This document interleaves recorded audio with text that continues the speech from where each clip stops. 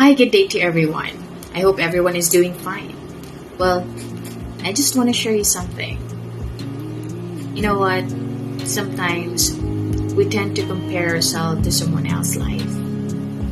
Minsan, mas focus pa tayo sa buhay ng ibang tao at tinitignan kung saan at kung ano ang narating na nila.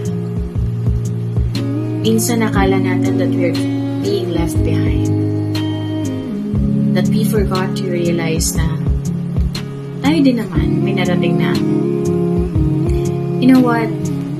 You have to pause and look at your surroundings.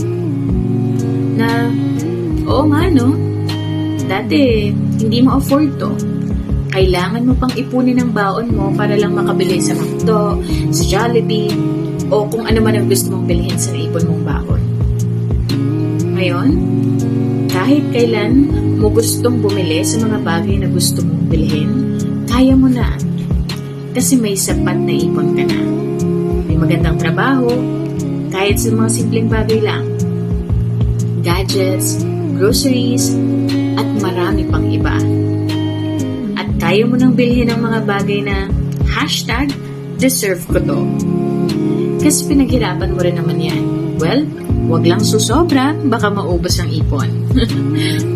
If there should be a comparison that you should think of, is that compare yourself from where you at before to where you at now.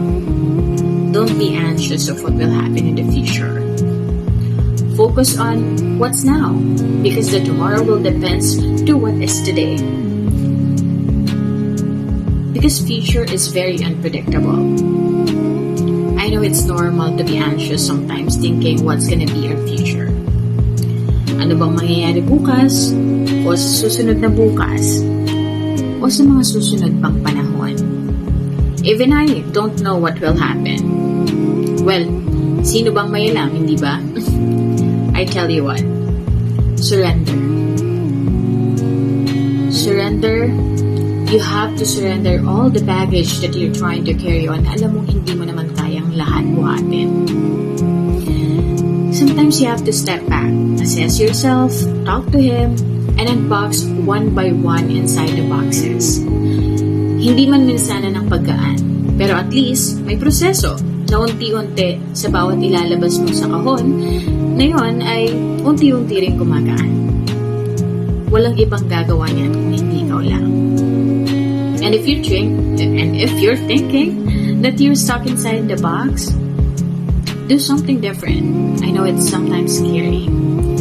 Sino bang hindi matatakot sa bagay na hindi naman tayo pamilit na gawin? Pero alam mo, hindi mo naman malalaman kung hindi mo susubukan. I trust you. That you can do it. More than trusting yourself, trust him too. Trust the process. Alam ko ang iniisip mo. Alam kong malayo pa. But if you have time to look back, oo, malayo pa. Pero malayo na. Way to go, human. Have a great day.